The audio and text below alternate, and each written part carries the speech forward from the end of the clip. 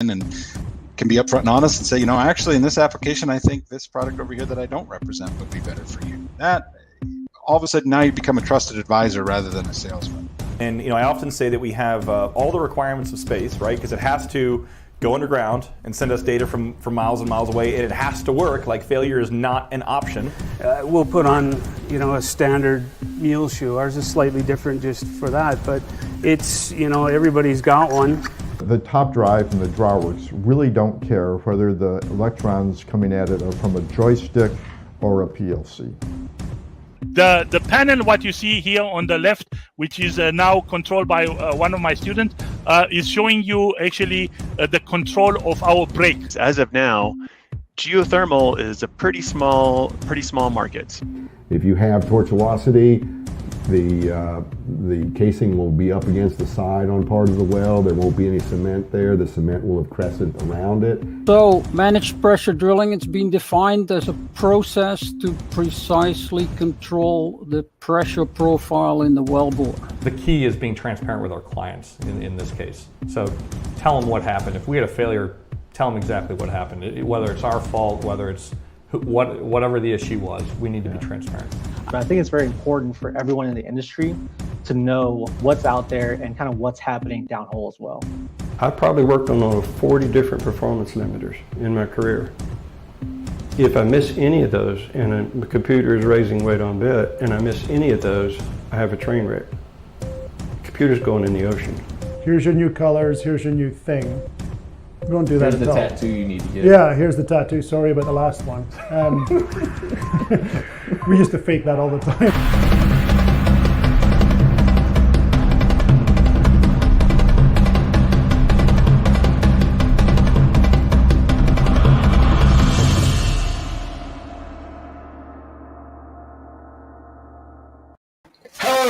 And welcome to the Vito Locksmith Show. I'm your host, David Gibson, where we are unlocking the secrets to success in the oil and gas industry. One interview, one technical presentation, and definitely one technical screw-up at a time.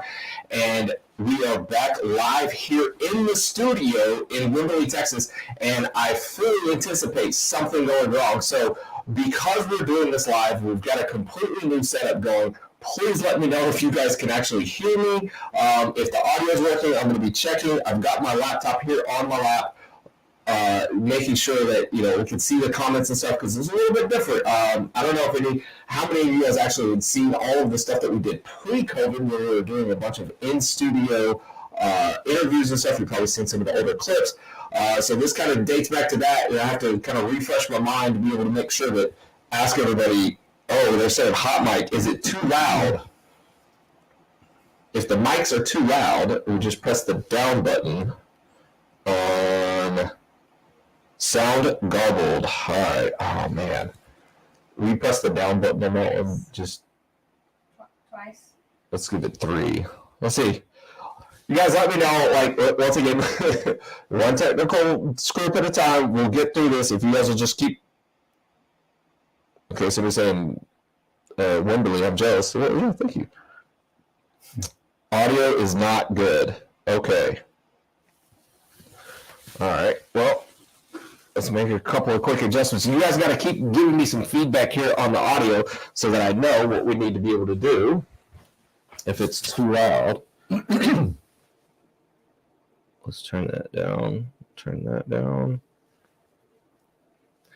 ABC 1 2 3, ABC 1 2 3, ABC 1 2 3, ABC 1 2 3.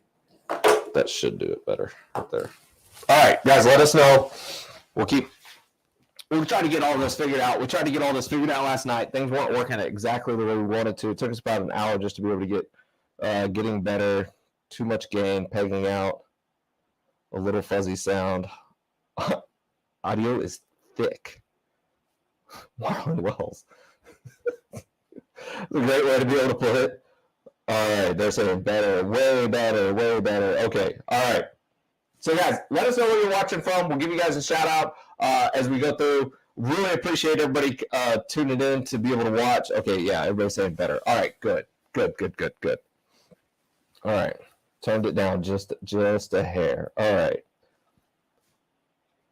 right. I think we've... Oh. Nope, I want that. There we go. Greetings from, there we go. Rolf, see, we already got somebody tuning in from London. Rolf, thanks for being here. We do appreciate it. Like I said, guys, this is, I shouldn't say it's completely new, but this is definitely a new setup. We haven't done it this way in a very, very, very long time. So really excited about the show. Not going to do too much of a very long monologue here at the beginning because we have an amazing guest here for you. If you guys don't know who the guest is, you certainly haven't been paying attention to any of my LinkedIn posts this week. But before we get started, definitely want to be able to make sure that we audio sounds like you're in an empty room. What in the world? Okay. It's only better because it was that bad to begin with. My gosh. Oh, all right. Hold on. Let's call my mom. Have her watch. And anybody's like, oh my God, you're calling your mom? Yes, my mom is a 30-year professional videographer, so she knows what's going on. Favorites, mom. So y'all can laugh all you want. Hi from Austin, audio improved. Greetings from Austin, Hill Country. Who else is in the Hill Country? Very curious. Who else? It just says LinkedIn user. Todd Booker, tuning in from Austin. I don't think my mom's... Aaron Baxter says, what up, nerds? Thanks, appreciate that. All right, mom didn't answer. So let me turn it down just another notch, and we'll see if that gets any better. Oops, nope, that's the wrong one. Let's go 13. 13. Hello, ABC 123. So we'll go down one more. Hello, ABC 12. Okay, that looks better. Not hitting any red lines there. Okay.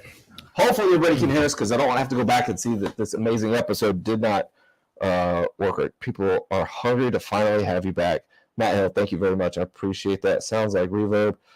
Call in the big guns. Yes, that's right. When all else fails, rely on the fact that you are on point with orange frames. Thanks. I appreciate that. True story. Yeah. All right. So before we go any further, I want to be able to say we're doing awesome, amazing things in the industry. Lots of why is my phone? No, I don't want to call anybody on Siri. What in the world?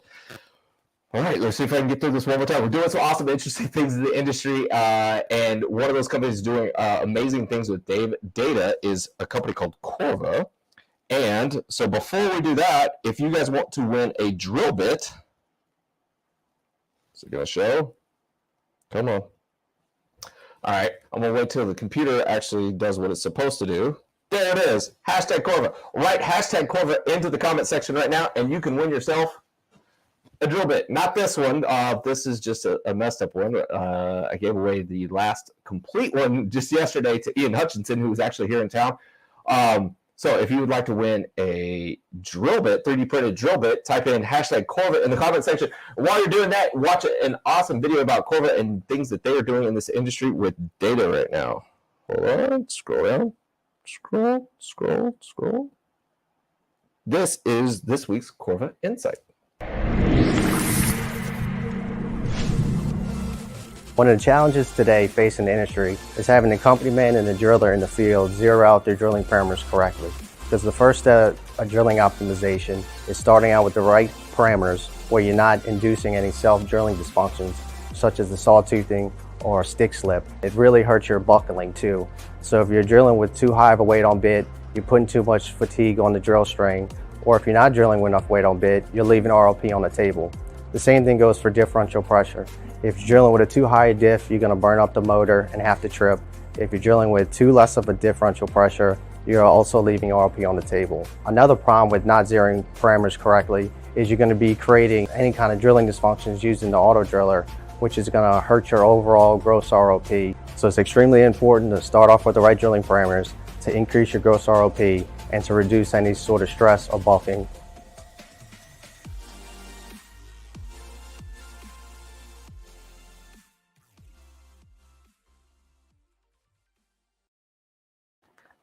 All right, guys. So we started the little counting out at the wrong time. So anybody who already put hashtag Corva in, do it a second time. And so we'll do the drawing here in a minute.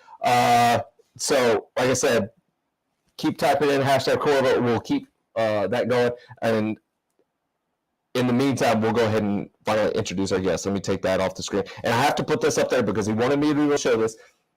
I did not meet this person online. I actually met this person in person. Mm-hmm.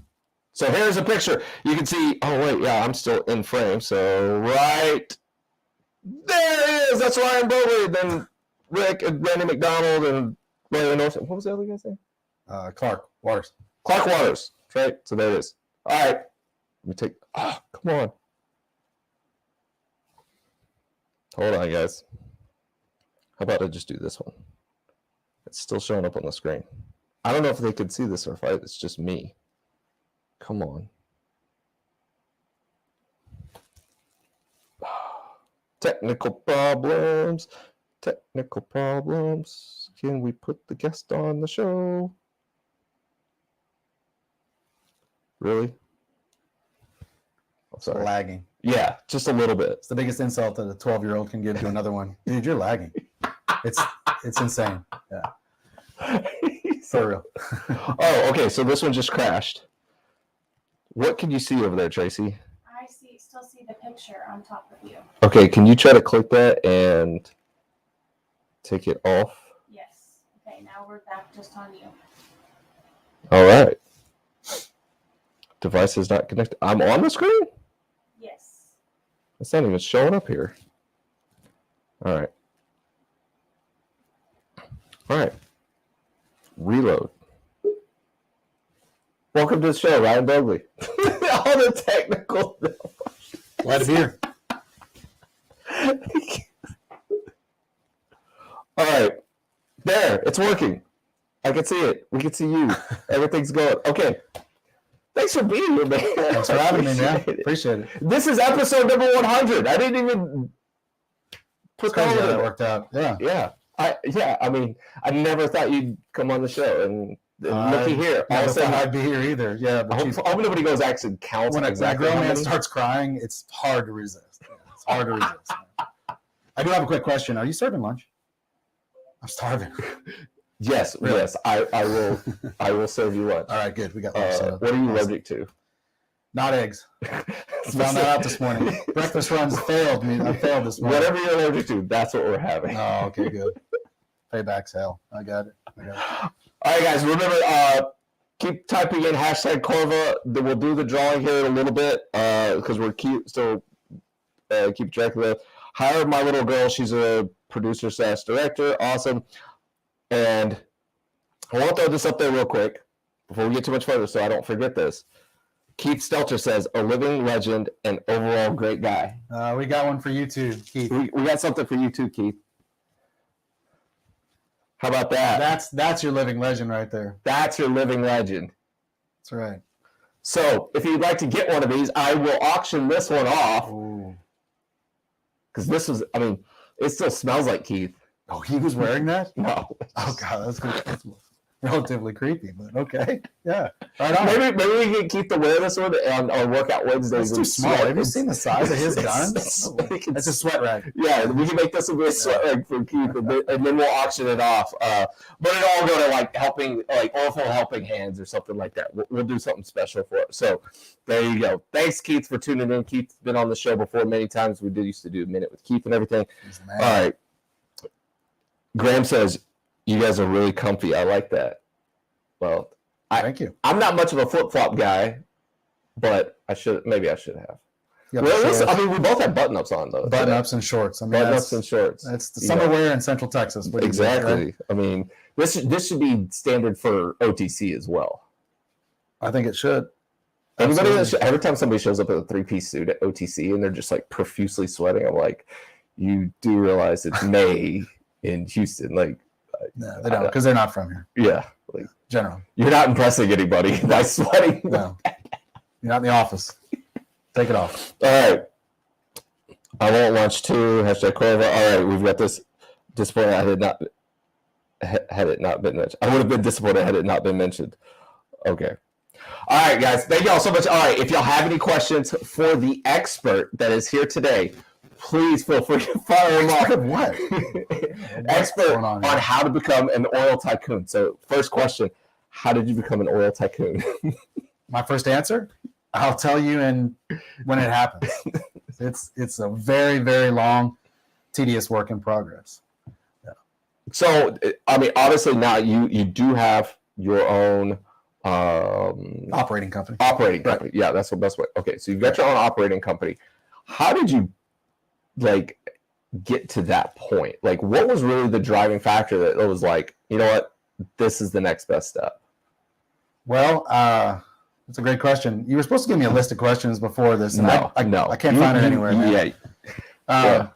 Short answer is I get bored extremely easily, and the challenges that I've had throughout my career, they ran their course, and then I wanted something else. I wanted more accountability. I wanted more responsibility. I wanted more visibility at one time in my career, and it kind of moved to where I collected a bit of experience along the way. Those different pieces kind of came together, and it seemed like natural to move into operating. And it's an opportunity to have ownership in wells, and that's something that I'd always dreamed about. And unless you're a rich descendant from a rich landowner, you're not going to get mailbox money. You have to kind of work for it. So I found the way that I could apply all my skills and kind of go that route. So that's the short answer. Yeah. Lots of luck, lots of good people, lots of networking, lots of salesmanship, and lots of tears along the way. Yeah. And it's kind of going, the momentum's moving right now. So I'm really lucky. I'm really blessed.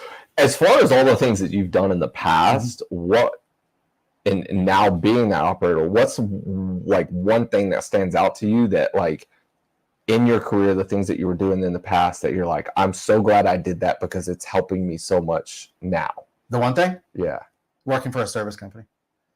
Absolutely. Without a doubt, the humility that you learn, the amount of crap you put up with from jerk clients, customers, engineers, operators. Like myself, operators, now like myself, the ability to rise above that and to get to achieve your goals despite that. I think anybody that has never been in service, never been in sales, has a very hard time understanding how the real world really works. I would watch young engineers that would drop out of school, and this applies to a lot of my friends that are watching right now, and that's fine. You know who you are, and some of you aren't.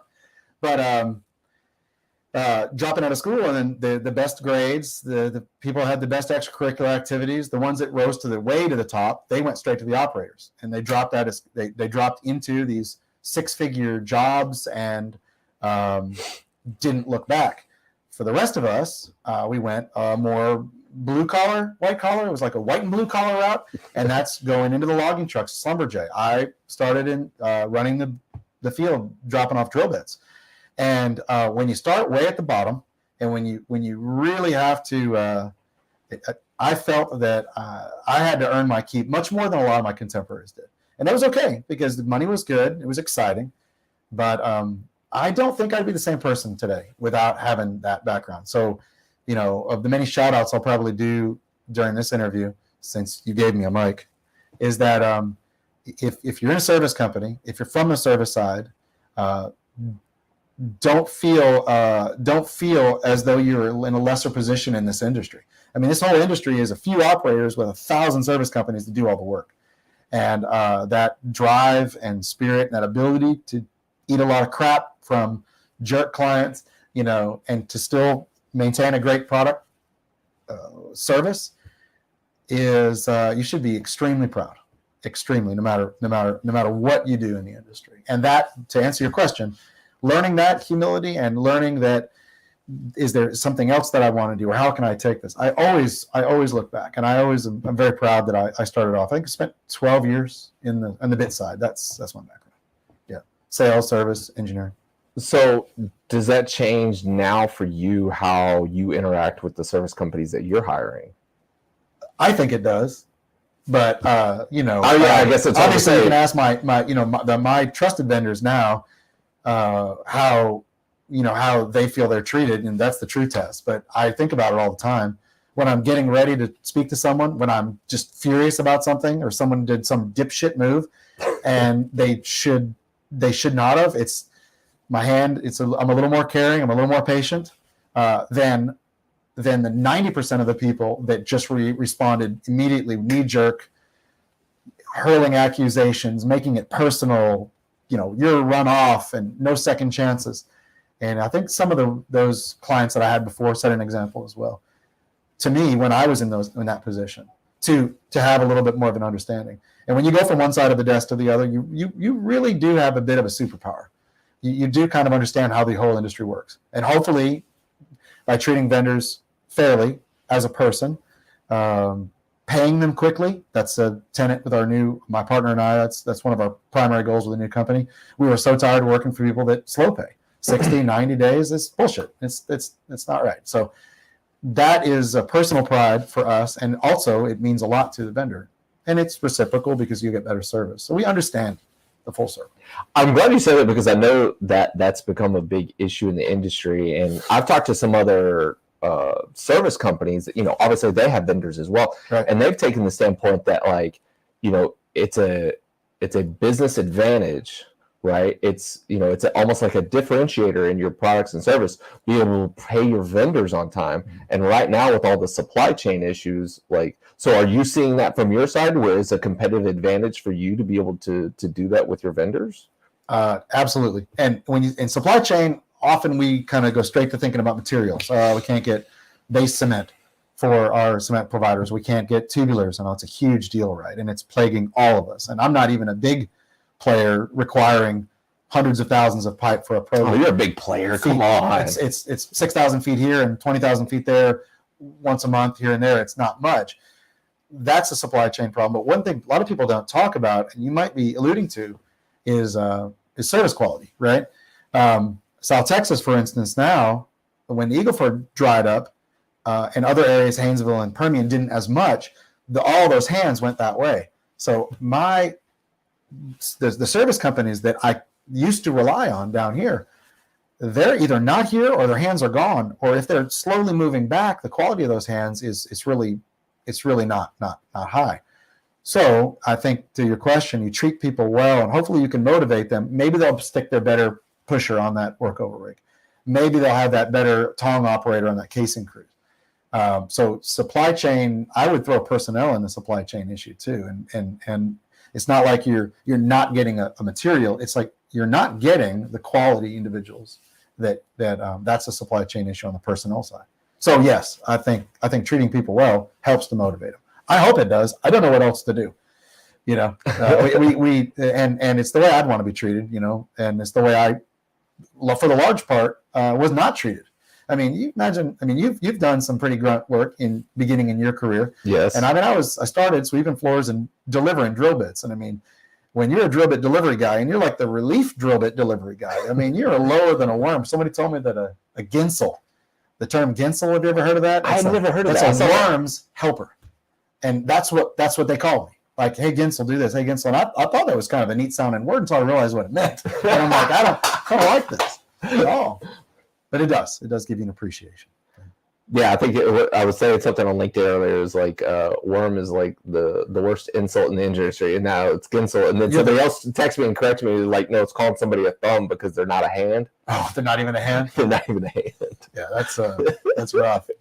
But I think that's the best compliment. So the best compliment in the industry would be calling somebody a hand, though, right? That is correct. Okay. So you're kind of working towards a hand. You're 1/5 of a hand. Yeah, 1/5 of a hand. All right, I want to say maybe a lot of sleepless nights. You say that now that you're an operator. I don't know what they're referring to. Still enjoying the service side 24 years in. Okay, I'm clicking on stuff, but nothing's happening, so I don't even know if it's working or not. Okay. Keep me updated on that, Tracy. Did you get it off the screen? I just hit it. Oh, okay. All right. I can't be doing both of these at the same time. You're doing a great job. Oh, thank you. I appreciate it. It's like you've only done 99 episodes prior. We got 99 episodes and a problem's not one. Geosteering 100,000 wells as an independent contractor certainly has taught me a lot about customer and relationships. I agree that I'm not even a slide monkey anymore, David. So as Aaron Baxter saying, I'm not even a slide monkey anymore. So yeah, that was a pretty good insult in the industry as well.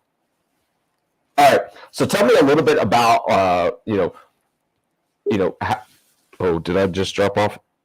No, you're on. Oh, okay. I thought I heard a beep. Okay. The process of like getting your becoming an operator. Mm-hmm. Like, so let's say that somebody else is out there, like you said, you start on the service side, you've been on the service side. You obviously let's take a step back. So when you went from the service side to the operator side, what was the biggest eye opener there for you once you did that? Okay. And it's two kind of fold answer, but real quick to kind of go with your train, I thought starting as on the service side, I took an intermediary stop, if you will, which for a large part of my career as an engineer with a service company. So as an engineer, learning, drilling, production, completions operations, you get a pretty good idea of what the operator does, but I was still a consulting engineer, right? So we're still a service provider. And a lot of people don't realize that. I mean, when you talk about the engineer, whether it's consulting or not, that engineer still has a client and still has a person to answer to. And that is pretty much the space that I still operate in, that I still work in right now. The operator itself, yes, that gives me the ability to now be responsible for the wells. I'm responsible for the railroad commission filing, landowner relations, joint operating agreement signing. Those are the original documents. The engineering part clicks in, and then my partner and I handle the engineering and the execution. Then we come in afterwards, and we're dealing with production, getting gas to sales, which is a complete miserable mess, especially when you're tying in a field to a new line like we just did literally 2 weeks ago, and dealing with the production. Then it continues on where the accounting function comes in. Now you are distributing the revenue to the royalty interest owners first and foremost, overriding royalty interest as well, and then your working interest owners, and they're the ones that pay the bills on the monthly bills. So you get to see really, whereas before I just came in as just the engineer. Hey, Ryan, come in here and drill this well and go away. Or Ryan, come in here and we need this well fracked, go away. Now I can't go away. I have to be there in the beginning, and I have to slog through a lot of the really rote mechanical regulatory stuff. And then the fun part happens when we operate, and we're very comfortable doing that, my partner and I. And then the last part is the revenue distribution. It becomes a very largely accounting function as well.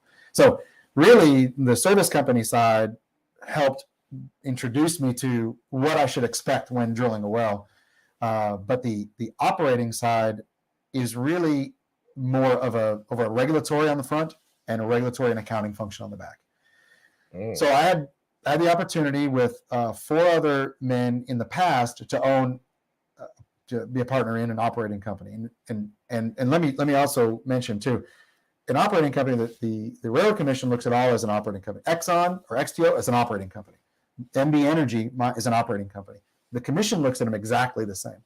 It's like when you're flying in airspace. You could be in a Boeing 777 or you can be in a Cessna 140 landing at international airport, and you think they treat you the same, but you occupy the airspace. You're given the same sort of respect and same sort of notoriety from a regulatory standpoint. But a contract operator is one that performs literally just the functions that I mentioned, but has no working interest in the well. You're not benefiting from the royalty or the revenue that's coming off the gas stream. So we are largely our wells. We're at 20 wells right now. 18 of them came from another operator where we assumed their contract operating responsibility. So we provide regulatory and accounting functions for those wells. The new wells that we've drilled, now we've drilled 2 new wells, we are now participants in the working interest. So we're a bit of a hybrid company. When you look at us, we still work in a service capacity, right? I'm still serving the working interest owners as a contract operator. We're serving an operator that exists on paper. So there's that aspect of service started from the beginning, and we're still in it. I mean, we're not to the point where we can just sit back and everybody bow down and we're these big fancy operators. We'll never be at that point. Although now we get to just experience the whole experience of being in oil and gas exploration. We're just experiencing it to the fullest now, and it's been really good so far. So tell me, what's been the most exciting part so far? The most exciting part so far. Getting to set my own business hours, my own work hours. I generally like to work from 10 till 1 in the morning, 10 p.m. to 1 a.m. I get a ton of work done. Wait, 10 p.m. to 1 a.m.? Yeah, generally that's where the mind clicks for some reason. I don't know why. Yeah, that's why I never answer any of my calls, because I'm not calling at 10 p.m. No, I've got caller ID. That's why I don't answer your Oh, okay. But I don't have to go into an office, and I'm not being facetious. I don't have to show up at 6:30 a.m. There's no expectations. There's no expectations to be there till 5 p.m. But I get as much or more work done when I want. I'm working throughout the day, and I'm traveling a lot as well and doing a lot of field work. But I don't feel that there's pressure. There's less expectations for me to conform to someone's preconceived notion of what a workday should be. And COVID's been terrible. I was involved with an oil company, and hopefully there's some watching. They were my coworkers at that time. I mean, the price crashed. Our backers pulled out. The people that we looked up to, that we respect to this day, they were terminated. The rest of us were laid off.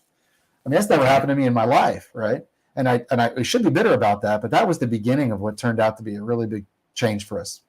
And we were able to use that opportunity, pivot back to the hill country, and put me in front of people, my network, which we'll talk about, which is a huge part of any success that I've had so far. And it's put us in the right position to do this. And it has led to a very, very free work schedule. It's been tough, but it's enjoyable because that restraint of having to be somewhere at a certain time is not there. That means so much to me. I don't even know why, really. More than anything, more than any revenue we've made, more than any notoriety that you make up online. Yeah. Yeah. So tell me then about, because I should say this. I absolutely hate punching a clock. Like being able to come here to the office every day and just work whatever hours I want. Like I know there was a company that I worked for before where, for anybody that worked there and that was there that day, probably heard the most F-bombs ever in their life. But I showed up about 15 minutes late at 7:15 when I got there. And there was a complaint about me getting to work late, but it was like I walked into work, went straight to my desk, started just plugging away while everybody else hung out in the coffee break area for like the first 30, 45 minutes of the day. And I was like, I was like, I get more done before noon than anybody else here at the office does. Guaranteed. And so I was like, fuck, you know. You don't think maybe it's because they missed you? They wanted 15 minutes more of your presence in the day? I definitely did not think of it from that yeah, perspective. probably wasn't it. Definitely did. So yeah, just like that whole idea of like, you've got to be here at this time because this is like, if you're not here at this time, then you can't be performing. You can't be doing anything. And then, you know, there's a lot of bad things about COVID, but I think one of the great things about COVID was just the simple fact that it's like, oh, wow, people who can manage themselves can manage themselves and still get work done. Sure. Now, there's probably some people out there who probably couldn't manage themselves, but that probably is more of a bigger reflection of them not like doing something they like or being in a capacity that's probably not a good position for them. Should probably be somewhere else. That's right. Tell me about the networking, because obviously that played a key role in you guys being able to start your own business, or not start your own business, but to be able to make this business become a reality. So tell me about that. I don't, I've always told everybody, and my former employers and can probably attest to this, and I'm not the best engineer alive. I'm not the best drilling engineer or completions, definitely the best production engineer. But one thing that I think I do really well, I will admit publicly, is that I like to network. I love meeting people, and I love introducing my network to other networks. I like networks that come together. Think of a Venn diagram, you know, the circles, and when the circles kind of overlap, those people in the middle are the luckiest ones in my mind, because, you know, in my mind, all my networks are important. But when I bring them together, then they're getting the benefit they're seeing the benefit that I get to see of how strong these people are in their own individual, personal and professional, and it's not just work. It's personal life. For my aviation community, I you know personally how much I love flying, and bringing all those together. It sounds almost silly, but I get giddy over it. I really, really do enjoy it. And I haven't done it for that gain. It's not like, well, I'm going to meet a bunch of people because someday these people are going to help me. You can't do it like that. You have to meet people for the genuine interest that you have in them. And when you connect them, that's got to be a genuine interest. And I think, and I'm hoping, as the future goes on, that that'll be a benefit to them as well. But to see the networking started with sales. And when I was at Smith International and Smith Bits right before it turned to Slumberjay. Yeah, but don't want to be there for that. I didn't have that experience, and some of my good friends now are there and are not there anymore. But they knew what Smith was like in the beginning. It was a wonderful company, and it was a very tight-knit group. We were very competitive with Hughes Christensen, our biggest competitor. But learning how to network there, and I had a chance to go overseas for 2 years and then to Canada for 3, which that's still foreign. You meet any of my Canadian friends and they're foreign. Believe me. That Rob, that one's for you, buddy. But that seeing the importance of networking in sales, that gave me that made me realize how important networking was. And then I learned to love it. And then now I do it consistently. I try to do it on LinkedIn. You know, the fact that I met Keith Stelter, that I know that you guys do all this grandiose promoting online, which I appreciate, but it's too much. Speaking of networking, an example of an amazing networker is Janie Snelson. You've met Janie. Oh, yes. She is absolutely the heart and she's the lifeblood of the Permian oil field, the largest play in America, which is the largest unconventional play in the world. She literally is the center of it. And I watch her and I use her she's a mentor of mine in that respect. And it just gives me more strength to realize how important it is to push those networks and to connect them. Yeah. I can definitely say that if you're doing business in the Midland Basin and you don't know Janie, then you're messing up. I try to help everybody I can, and if they don't, I can't help you. You're on your own now. I know that introduction is absolutely worth gold. So Keith introduced me to Janie, and I got to meet her, and and it was just like everything. And it's like, and maybe this is the thing that like Janie just clicks with everybody, but like it just clicked between us, and she has been so helpful, because I know there was a time when I was out there, out working on a job, I think back in November, and got a little startup company we're working with and doing some stuff, and we needed some H2S monitors, and it was like a Saturday or Sunday. Who do I call? And I was like, oh gosh, it's like you're trying to look up online like what safety companies open on a Saturday or Sunday. It was like somebody out here's got to be able to do it. So I called Janie up, and Janie's like, I'll call you back. Yeah. And then Janie calls me back, and she's like, hey, go meet this person. They're going to go open the store for you to sell you 3 H2S monitors. Oh, yeah. And she most likely called either the owner, the president, the CEO, the board of directors, and she operates in the echelon, but she's willing to share. And that example that she sets, she's just openly willing to share with anybody all the time, very giving, selfless. So that as a mentor, I wanted to kind of chat about that too. I don't know if you're going to ask, but as far as mentorship, find people like her, latch on, help, don't make it one-sided, which I always feel like, I'm always consciously aware that I'm taking too much information from her and not giving back, but she's truly selfless and just great. Those type of people that when it comes to networking has probably done more than my degree, than my professional license, than having an operating company, than what comes with that. Those networks have made all the difference to me. Totally. So, well, then tell me about mentorship a little bit then. Sure. And mentorship's funny because we all go through life thinking that we can do it ourselves. We're very proud as Americans. I did bootstrap. I did this all myself. Everything I own here is my own. I did it myself. Well, I hate to break it to everybody, but almost nothing that we do is all done our own, right? People have come across in your career, people have come across in the big name people's career, my career, that that what you glean from them makes up who you are, and that helps you do what you do. You know, it's tough to admit to be humble, and I have a very hard time with it too. But accepting a mentor or acknowledging you've got a mentor, or tell me, find one person you look up to, and that is your mentor, whether they know it or not. It doesn't matter. That's somebody that you've gleaned information from, and those people need to be. They can't just be somebody that's good at one thing and then like a total loser at everything else, right? Find people, identify that have how you want to mold yourself. I am lucky to be involved in my school, Texas A&M Kingsville. Go Hoggies! Shout out to Javelinas. There's a lot of sharp young engineers coming from that school, and there were some great engineers that came when I graduated, and some really good ones before. You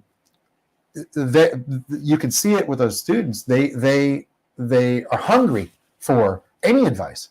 Sit down with them and have a beer and tell them about the time you ran off in the ditch when you were in high school in your Bronco, and how did you solve the problem to get out? I mean, just that interaction, that what you'll never know what someone can glean from what you have to teach them.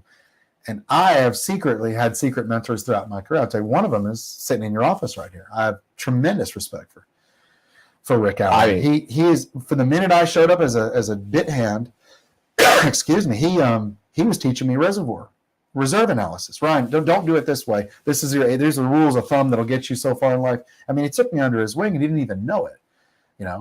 They're Jamie. I mean, there's people. Don't feel like you got to go alone. Don't feel like you're alone. Don't feel like it's just got to be your supervisor, because most likely your supervisor really doesn't have your best interest, or may not have your best interest. Find people in the industry that are that have the kind of characteristics that you want, and just talk to them. Get time with them if you can, or watch what they say, or read their books, or what have you. Makes all the difference.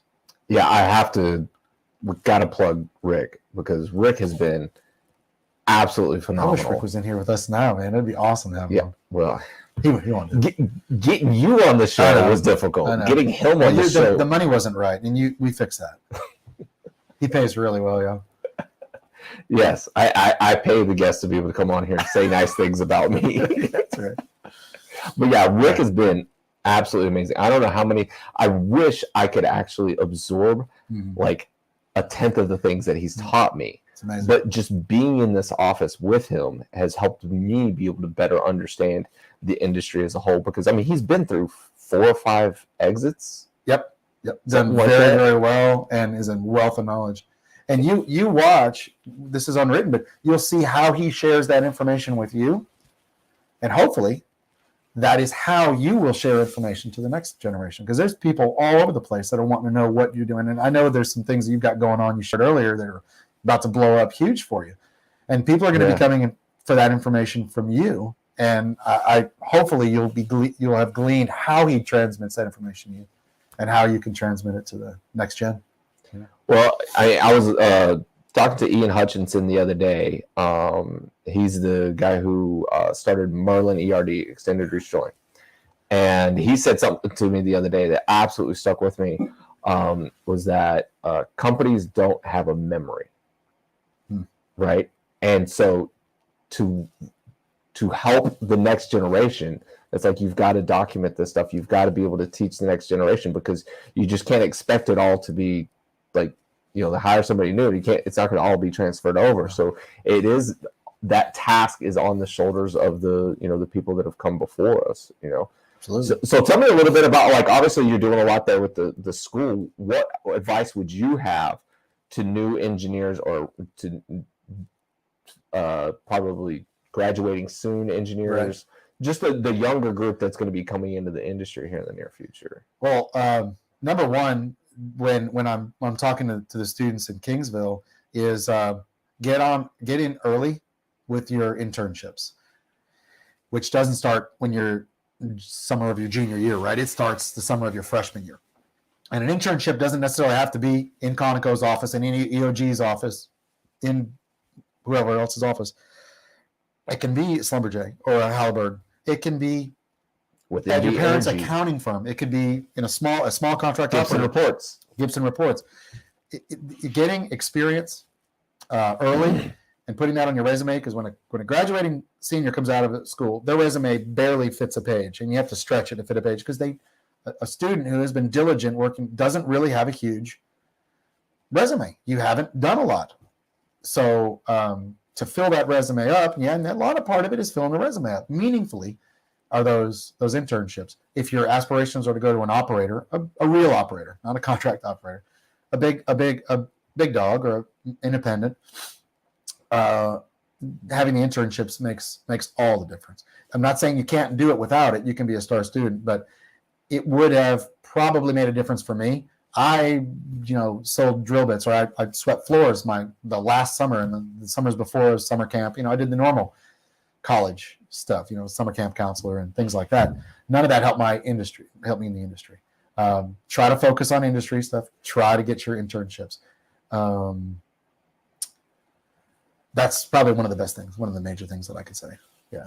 All right, I want to switch gears a little bit and go back to talking about how you got your company started. Okay. You told me before that anybody could become, I truly believe that anybody can become an operator. I'm not going to tell you that it was difficult. I mean, there's a series of steps to go through, but I'm going to be the last one to say that. And I'm going to encourage people that think that they want to do it to investigate and to talk about it and do it.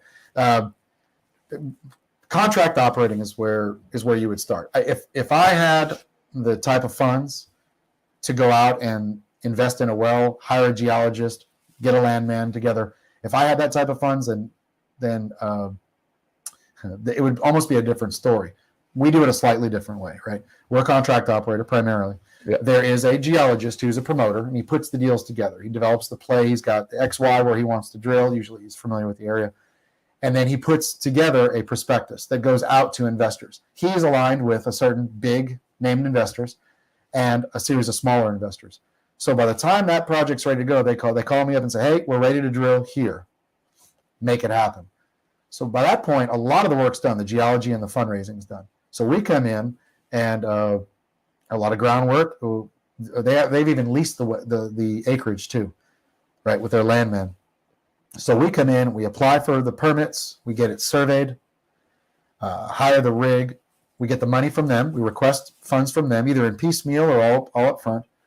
We drill the well, we complete the well, set pipe, perforate, and frack if necessary, like on the last project that we just finished last week. And then flow the well back. We arrange for it to go down the pipeline. We get with our midstream companies, we get with our oil purchaser, we set up accounts with them. Now we bring in an accountant, and really from that point on, you rely heavily on your accountant to take the money in and divvy the money out.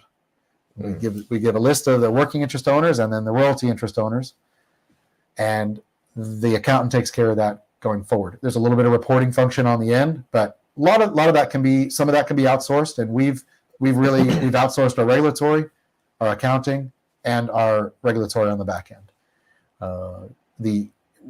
Technically we've outsourced our engineering as well, but we oversee that directly, right? Don't give away all the secrets. No. But the point is, it's not really a super big secret that we've drilled that process in a very basic nutshell without investing a lot of money. And then at periods of time, you can go in there and invest more money, or there's room for friends to come in and invest if they'd like. Those deals are always there's always a little bit left at the end of a deal to do that. That's an example well. You take that same framework and it's just scalable from there, right? If you're getting ready to start a 2-rig program, you might want to internalize a lot of those functions. You might want to internalize your accounting, your land, your engineering. And at that point, it's just how do you scale and where do you go get funds to scale? We are below the radar. We do a lot of our outsourced stuff, and we're going to manage this from a largely outsourced point of view. What's been the biggest learning curve going through that situation? I was lucky to learn a lot of it 10 years ago when we were operating with a few other guys on another company. But at present, the biggest learning curve is honestly dealing with midstream has been a big That's been a big Really? problem with us. Yeah, we are developing a 4,000 acre ranch in Webb County, and it's an vertical almost play, 7,000 feet, single stage frac. We were told we had a low pressure line, and that's what you want. You want to be able to feed your high pressure gas into a low pressure line, or low pressure gas into a low pressure line. It turned out we didn't have that line. It was defaulted 10 years ago, and then we had to start the process of getting a new tap. The best we could do was a high pressure tap, and you're talking about a lot of expense over AFE. We had to supplement the AFE, and it's delayed this well literally 2 months for the working interest owners, and of which we are on this well too. So we're in it with them, but it's very frustrating. That's been super frustrating. So that learning curve, we are going to start that process much earlier. We're going to use a gas marketer to do a lot of the footwork for us. They take a little bit of your gas, a few cents per every MMBTU that you sell, but their service is worth it. Recognizing that there are different services to do the work for you, and maintaining good relationships with those people is really going to help us go forward. But that was one of the biggest problems we've had so far. Another problem, we just brought a well online, and we had very high gravity oil in almost condensate like 60 API. It's very, very fine, thin. There in South Texas, it used to be a market. The market was very large was large for heavy oil. A lot of the refineries processed heavier crude, which came out of South Texas. When the Eagle Ford came on 10 years ago, everything became lighter. So the market became saturated, and it's been very hard to market high gravity oil. I mean, I've got 150 barrels a day coming out of a well. We almost couldn't find a market for it. A lot of people don't realize that too. So you've got oil, but we've got it. We almost didn't have a market for it. Yeah, and you can't just blend it. A lot of times they could blend it with heavier oil, and then you send it. You blend it, and then you sell it, and it becomes it brings the viscosity brings the gravity of it into the right range. Well, we don't have the benefit of doing that. So little problems like that you just don't think about. Yeah, it's been a little bit, but I've got my partner, fabulous guy named JB Musselman. We work together separately on projects together, but separately on projects years ago, and just developed a real serious trust with him and a friendship. And we said, if we ever had the opportunity, and everything sort of fell in place for us to start this. And it's been great. He's an extremely hard worker, and his skill set is complementary to mine. I'm more downhole. He's more surface, facility, and midstream, and workover. Oh, okay. And some workover. We do crossover a little bit. However, I mean, it's been great. It's been, and that is really taken the workload off either one of us, because we still are running, our engineering firms as well, right? We still have clients that we're performing services for. So we'll never get out of the service business, which is good, because I think that'll always keep us humble, but it also keeps the light bill paid. Keeps everything else paid, so you can go out and do riskier things. Yeah, and that's right. That is giving us the security to go out and do the riskier things. And the riskier things may be more profitable in the future at some point. At some point. Keep $100 oil. Keep it at 100. Yeah, so we have there's a lot of responsibility that comes with this too. And the commission's changing their rules too, with how wells are to be treated and produced and facilities constructed. It's fighting a game. It's fighting a changing game, but we're willing to take that risk. So would you consider it a wildcat? That first well that y'all drilled, was it a wildcat? I don't know what when you so can we call you a wildcatter now? Yeah, you always put wildcat on the bottom of your permit, because there may be a field that you find that you haven't already listed. No, this is the Tom Walsh field. A lot of people that have Lewis Energy here in San Antonio, they have a lot of almost production on either side of us. It's just never been really explored on this ranch specifically, because we have 3D seismic now. We're finding this with 3D seismic.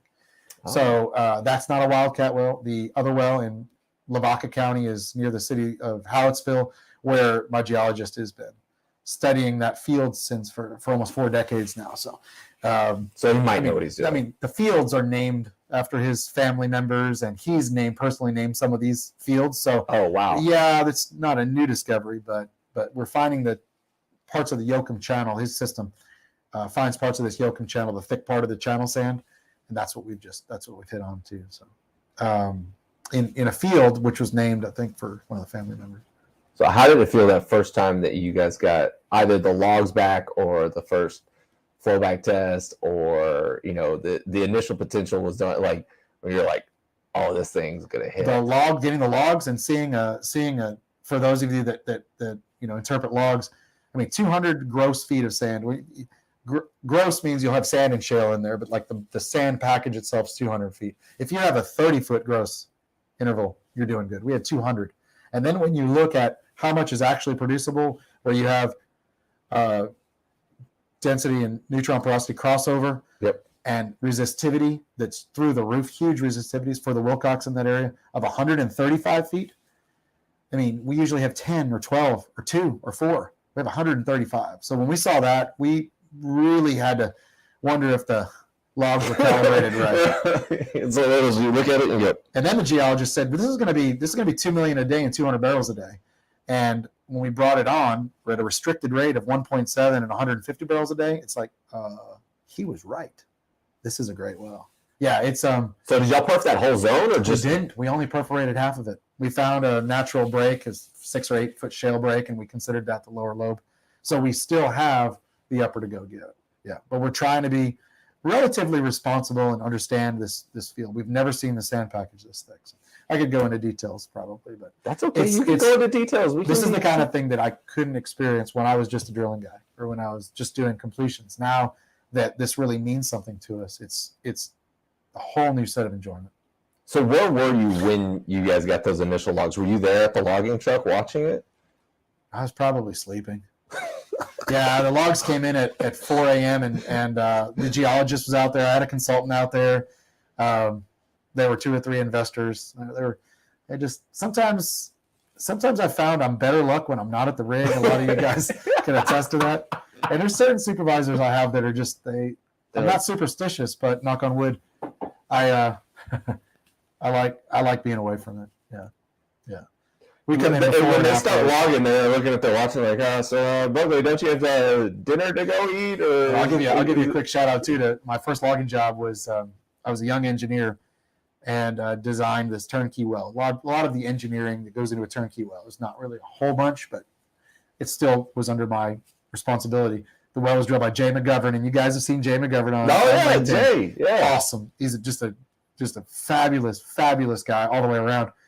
I'll tell you a quick story. So Jay was on location, and Jay kind of saunters up and no PPE and his no shoelaces, and he's just kind of rolls up in his old Tahoe, and I'm just bright-eyed and bushy-tailed. I've got my pocket protector in my tally book, and I'm hard hat's clean, and I'm ready to go. Well, we had to make a wiper trip because the first logs couldn't get down. So Jay said, it's going to be about 6 hours. And he was looking around, and I said, "Can I help you with anything, Mr. McGovern? What can I get you?" And he goes, "I do need your help with something." "Yes, sir. Anything you need. Let me write it down." He goes, "I need some firewood." And I was like, "Firewood?" I was like, drilling location. We got an open well bore here. I mean, I know we got, mud, hydrostatic on the well back, but, this is a live well situation. And he's like, "Yeah, I just need some firewood." And I'm like, I can't. I do my best thinking around a good mesquite fire. And I don't know if that's your accent, Jay. Sorry. But I gathered firewood, and he sat there all night till the morning until they finished the wiper trip. And we watched the fire and did some musings. He might have even brought out a guitar. I can't remember. And we logged the well. And that was my first experience with that, right? And that was really memorable. Yeah, and I look forward to working with Jay, at some point in the future. But great stories like that. They'd come together when you're an operator. Yeah, you get to sit out there and watch it. Now that well, I don't think the logs turned out that well on that well. I can't quite remember. We produced it for a while, and then so I'm thinking that if I stay off location, the logs will look better. So that's my goal. But Jay's had some pretty good success. Oh, he's had wild success, but I haven't been on those locations, so that's probably why. Maybe that's a little reason why. I don't know. So then just describe to me that feeling then when you guys, maybe like when y'all did turn it on and you did see the results. Well, the feeling was disbelief because I didn't give Harvey, our geologist, enough credit. He was absolutely right. He's absolutely right about this technique that he uses to find this Wilcox, and he understands that play in there like nobody that I know. Disbelief was there, and I guess it's just surreal because I haven't seen we're flowing to sales. I haven't seen my first statements. I haven't had our accountant cut the first checks, one of which will go to my partner, one of which will go to me. I haven't seen that yet. I think maybe ask me when I get the first check. I'll come share it here. We'll go out to have lunch. It'll be on me. That's what we need to video is like when that check comes in. Like an unboxing? Like yes. the kids that are in unboxing? Yes. On the unchecking? The unenveloping? I mean, that or one of the whoever the biggest investor is, and be like, "Hey, here's the first." I would. I'm going to see his check go out. I would love to. I'd love to keep a part of that, but he's. Yeah, maybe they see that and just go, just throw this in the pile with the rest of them. Our investors are wonderful people, and it's neat. This group is very unique because the mineral estate is controlled by the investor, and the surface lease, the ranch, is owned by the investor. So that's how invested he is. You don't normally have that, right? So he is very well involved in the project, and he used to. So if you're speaking on location, he's yes, and it's surprisingly they're very generous about how you treat them. This is a world famous ranch in South Texas, one of the biggest naturally raised deer. Cazadores has the big hunt down there, the biggest naturally raised deer. It's high fence, but it's all natural genetics. Came off this ranch. It's literally world famous ranch for its deer raising. And now we're hoping to, and XTO has got a big Eagleford play on there, and now we're going to hopefully develop the almost. And the people are fabulous to deal with. Generally, you find some very, very wealthy people that really don't care about you. They hit that level of success and they don't want anything to do, and these people are salt of the earth. So it's been fabulous. Yeah, when you get FU money, that is what I would imagine they have, and they don't say that, which is great. Well, that's awesome. Yeah, how big of a role does the investor play in the whole scope of doing this? This investor, because he's so savvy with oil and gas, because he's run his own operating company, because he's really hit it out of the park, and he'd rather let someone else do it now. He's very involved. We talked this morning about bailing a well or washing the sand out of our post frac here. So I like it. I really do like it. I like a savvy investor. We do have a contingent of non-savvy investors, just that they recognize the success of our promoter and they want to be involved with the return, but they don't really care. There's some investors just want to say they are oil wells. They want to say they're wildcatters, and we'll take their money and we'll use it responsibly and we'll turn it back to them, hopefully with a profit. But in this case, that investor, and every one or two wells, or every well has one or two investors that generally they're a little bit larger and generally they want to be a little bit more involved, but they don't have to be savvy. They're not like our main investor that's extremely savvy. So I guarantee all of these minor investors probably already have Oil Tycoon or Oil Baron or Wildcatter on there. They have all the titles, these BS titles that you keep giving me. Yeah. They're the real ones. Yeah. And they're the ones putting up the money. We're just doing the work. So. All right, next one. I'll put up some money. I can give you guys probably like $5 in a Subway punch card. And I don't know if we've done Subway punch cards. We'll take Bitcoin. You'll take Bitcoin at a very reduced rate. It is a very reduced. That's a very reduced price right now. Yeah. But have you guys legitimately taken Bitcoin? We haven't done it, but there's nothing to preclude us from doing it. We'd have to convert it, or we'd have to convert it to some sort of dollar at a certain point in time, and then we're speculating, but we haven't gotten that ballsy yet. But we'll see. Well, I mean, are there any service companies that would accept Bitcoin as payment? You know what? I heard of somebody doing something unique. No, but a lot of times what service companies are doing now is the deals are structured so a service company will offer their services for equity in the well. And I've seen that. Some of my former employers are drilling wells, some of the wells in that fashion. And that's a neat way to raise money because it puts the service company, they take on some of the risk. A lot of the risk. They really do. Now they get they don't get any of their profit, but they get their base covered, right? They get their overhead covered for the job, but basically their profit turns into some sort of matched equity in the well. So they get to experience when the well really does well. It's complex to organize, but it's a smart way for service companies to get in. It's a smart way to raise money for operators to raise money. It's funny you say that. So when I first started working U.S. land, I was working for a small MWD only company, right? We had like 2 kit boxes, and I guess it was like the drilling engineer and then one of the higher ups at the company was there. And I asked him, I was like, well, what if we give you guys our services for free and you guys just give us a percentage of the well? And the higher up guy, I'll never forget, just looked at me and just belly laughed. I mean, just started laughing hysterically. He was like, you actually thought that was going to work? I was like, well, yeah, okay, I guess not. He's like, there's no chance in hell. That well ended up doing nothing. So I'm glad we didn't go down that route. But I mean, you don't know that. But the concept is very smart. I always thought, like you may have created it. You should have patented it. Oh yeah. I should have patented stupidity back when I was first starting. That is a successful way to do it. It's like I said, it's complicated, but it can be very profitable. And the service companies they're lockstep. I would think that maybe they're a little bit more on point. Their service quality might be a little bit more focused. So if we have anybody that's watching, right? If you're interested in getting a piece of a well, no, we haven't structured any of ours like that. But I can send you some people that are very successful that can. Yeah. I mean, we can give you guys some reports, and hopefully those reports will tell you which service companies to pick. And you can just, when the thing comes online, you can just go free publicity online, man. That'd be great. I mean, I can do whatever you guys need. Car needs to be washed. Well, I'm already the chief technology officer, though. Oh, that's right. I forgot. Your business cards are in the truck. Yeah. Yeah. Just in case anybody didn't know, I am the chief technology officer of MB Energy. MB Energy. Yeah. You have to at least know the name of the company you're working for. MB Energy LLC. MB Energy. Yeah. Texas Limited Liability Company. Yeah. This is going to be the silly part. All right. Just because we've pretty much ignored everybody for so long on here, so we do have a whole bunch of comments that have come in. Oh my gosh. Sure. Give me a really, really tough one. Dale Chicken says, Rick is a great guy, down to earth. So very, very true. You're right.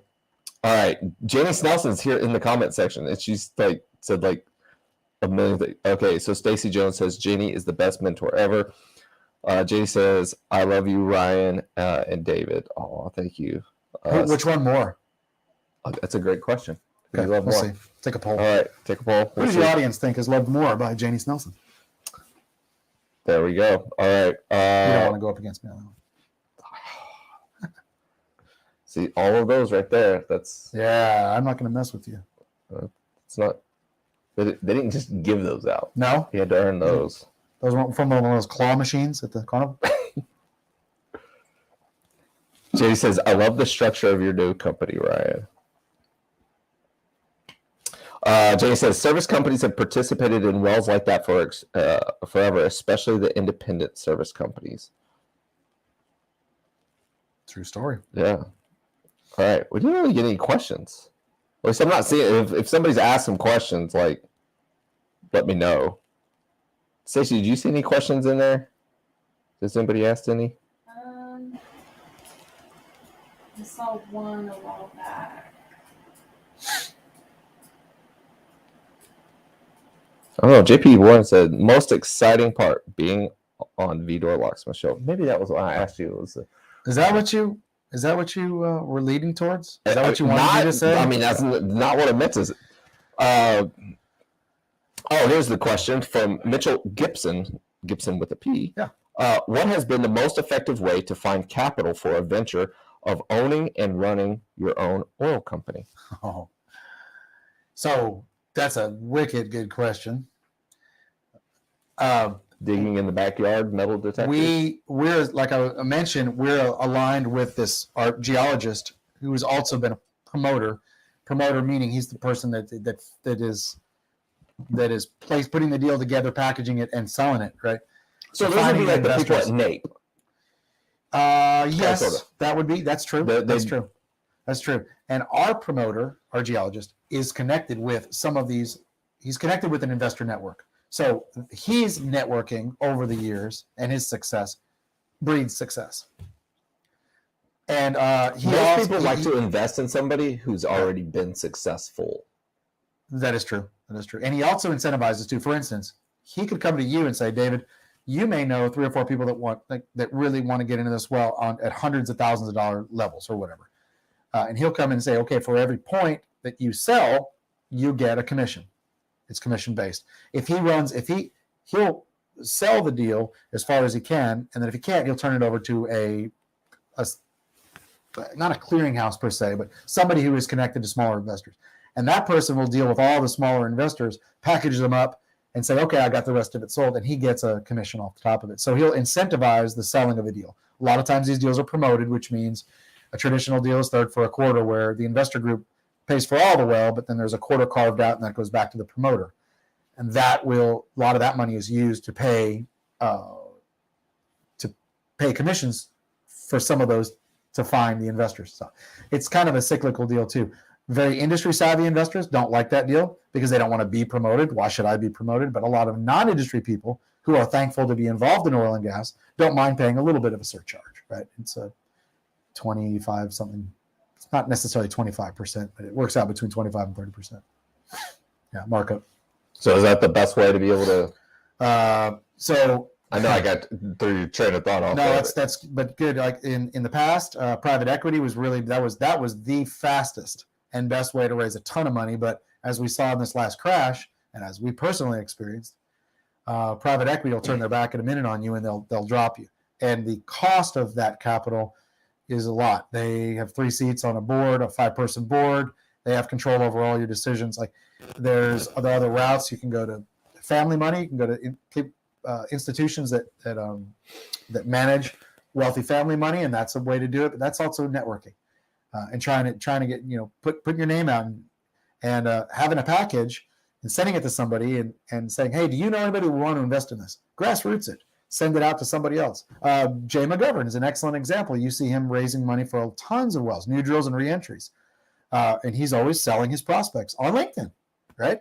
And you just phone him up, and you say, okay, I have $10,000 to spend or $25,000 to spend. Well, that buys you X amount of percent in my well. They send you a contract, and you do it. And he'll raise money piece by piece. It's a little harder to raise money that way, but online is one way to do it. There's a lot of different ways to do it, but as you start generating prospects, you start developing an investor network. You find certain investors want deep, high risk wells, and some want shallow, repeatable plays. And you develop a little black book, and that's how these promoters do it. What's the best way to be able to go about investing in these wells and not getting yourself burned? Because I know that there are non-reputable operators out there. Well, I've got a personal story that we can tell another time, but there's essentially call farms in different places that are just like they're just burning phone lines up. Yeah, phone banks. And so as far as like, because I've seen stuff on LinkedIn as well that somebody's like, hey, we're looking for we've got something here. Do your research, reputation. Ask for references. Call the owner of the operating company. They should always be able to talk to you at any time. And look at the vendors. Talk to some of the vendors that work. Tell the operator, hey, give me some of your top 3 vendors. Call them. It's like doing a credit reference. Do they even pay their bills? Like you could have a great success rate finding wells, but not pay your vendors. You could be financing your operation on the backs of your vendors, which is what you're doing when you slow pay when a vendor gets slow paid. A vendor will tell you right away if they're good on that side of their business, then that lends credibility to how they do the front side of their business, how they drill wells. Call a working interest, call a previous investor. That some of that information may be a little bit sensitive, but you can make some phone calls. And it's like doing your research when you're buying anything. You're buying an operating company. You're buying into the idea of an operating company when you invest in their wells. I mean, you're essentially investing in a business, and the people that run it. And we're small companies, so it's either 1 or 2 people, right? Do an online search. Look at their personal. Don't look at my personal posts on LinkedIn, but I mean, kind of see what I dug through Facebook a little bit to find the promo picture for this one. I actually had an attorney one time. I asked him. I did some. Not even sure if I'm supposed to say this, but I did some expert witness work. I worked on 2 cases, which was fascinating in my engineering career, and hadn't heard from him in a while. And he called up to ask about another project, and I said, hey, so by the way, I hadn't heard from you in a while. Was there anything I could do better? Review me, perform a review of my performance. I was new the first couple wells. And he says, no, your performance was great. We really appreciate people who haven't been in this business, that have more of a fresh approach, that aren't jaded. But I will tell you, just kind of watch what you post on LinkedIn. And I was like, oh gosh, I guess it's bad. It's one thing when your wife says, why did you say that? Or it's when your attorney says, cool it down. Kind of worry. Yeah, I probably won't, but it's my only social outlet. It's pretty sad. My only social media outlet. So my wife doesn't let me have Facebook or InstaSnap or Snapgram or whatever. Yeah, they're all just, it's what. So okay, so you've got kids. Do you allow them? Now, actually, we've just allowed social media for our daughter, and she's 16. We just fought it about as hard as we could. We defray giving them phones till they're 13, and then social media when they're 16. So she's only got LinkedIn. My boy actually has LinkedIn. He has LinkedIn. He had to sign an account to watch the show today, I think. Is he watching? He should be. Oh, yeah, most likely not. Well, my kids don't really care. They just, as long as the money comes in, right? Food on the table. Appreciate the Broglie family tuning in today. That would be nice. My wife might be watching. Oh, well, that's awesome. Yeah. That would be funny though. Is like, you're like, all right, you're 16, you can have social media, but you can only have LinkedIn. Yeah, LinkedIn. That's the moneymaker right there. I don't know. LinkedIn's been great. It's been great. And yes, there's a lot of controversy on LinkedIn, and people want to make it a Facebook. And yeah, there's a lot of things that get posted there that are really just Facebook material. And we've talked about this a lot. But my position, and I don't know if anybody shares that, I mean, if I post something personal, or if there's a personal view about the energy crisis or about something geopolitical that is going to affect me personally, and that is who I am as a business person. As a business person, I'm MB Energy, Engineered Well Consulting, and Ryan Broglie, right? You can't disassociate yourself. You are everything. So if it's a site that's just designed for business, and you don't, I almost enjoy the personal posts that go in there, because it shows the person that I may be dealing with, or that I'm trusting, or that I'm following online, that they're a person too, that they're not just a machine, that they don't segregate their life, that they let it all mix together. So, okay, so then here's a great question. Yeah. So your previous position was a drilling manager at an operating company. That is correct. Right. So in the vendor selection and finding new vendors and finding new technology, I'm guessing some of that comes from your network, but also how much did, social media play a role in that? And did you ever find a vendor via LinkedIn? So you'll see the record well posts and stuff like that. What actually catches your eye that's on LinkedIn? Good question. I got a good answer, or an answer. So you know what they say about advertising, right? They say you have to see an ad or something, 6 or 7 times before it sort of sticks in your brain. And that's what advertising is about. They want to get in front of you enough so that it hits that benchmark, so that now it's in your conscience. The brand that you recognize and know. LinkedIn did that to me for vendors that ultimately came and called on me. Yeah. And when I would see a vendor, or a vendor would come in and bring their manager, and I'd recognize their manager. I had more of a connection with the manager because I'd followed them on LinkedIn, or that we had even exchanged ideas, or I agreed with one of their posts. So LinkedIn was huge. I mean, and when I have a vendor that cold calls me that I see, I'll very often go on LinkedIn and say, okay, what is this person about? What's their background? Is it a technical? Is this more of a conjugal visit? What I call? That's probably not the right term. Is it a friendly visit to build a relationship, or is it going to be more technical? So I can get my mind wrapped around it, right? And LinkedIn's invaluable for that. I do it when I hire consultants. We do it when we look for investors. I've even researched my investors on LinkedIn. Yeah. So what have you found from that? Generally, that they're legitimate investors in other, they've been in the industry for a while, so they're savvy versus not. Do they want to use their money with an operator that they get a straight answer out of, or are they going to be somebody that they're not going to know a thing about oil and gas? And it lets me qualify who I'm talking to, so that I can I can tailor my responses better. Just doing your research. Yeah, you can't.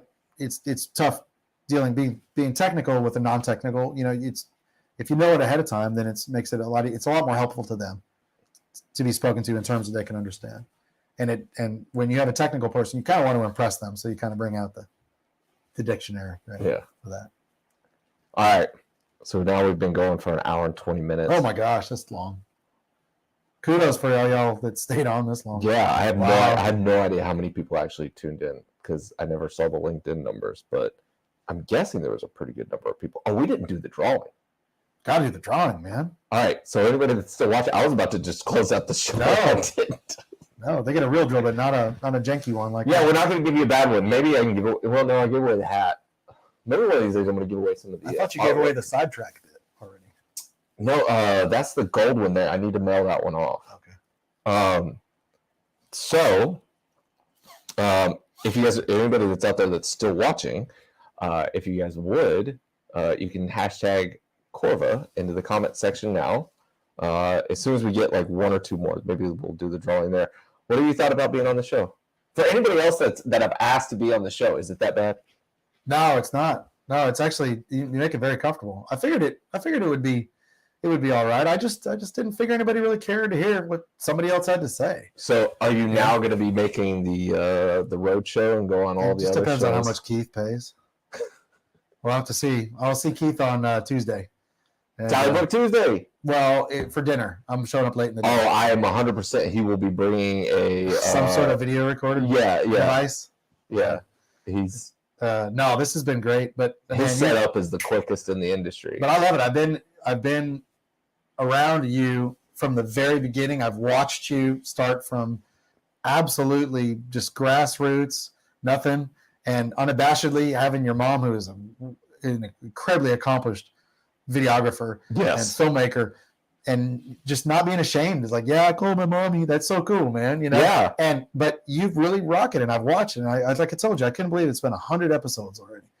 And what you've done with Gibson Reports and what you're getting ready to do, I'm sure your audience doesn't know anything about that yet. But I'm getting on a flight later today to go to Alaska. I'll just say that.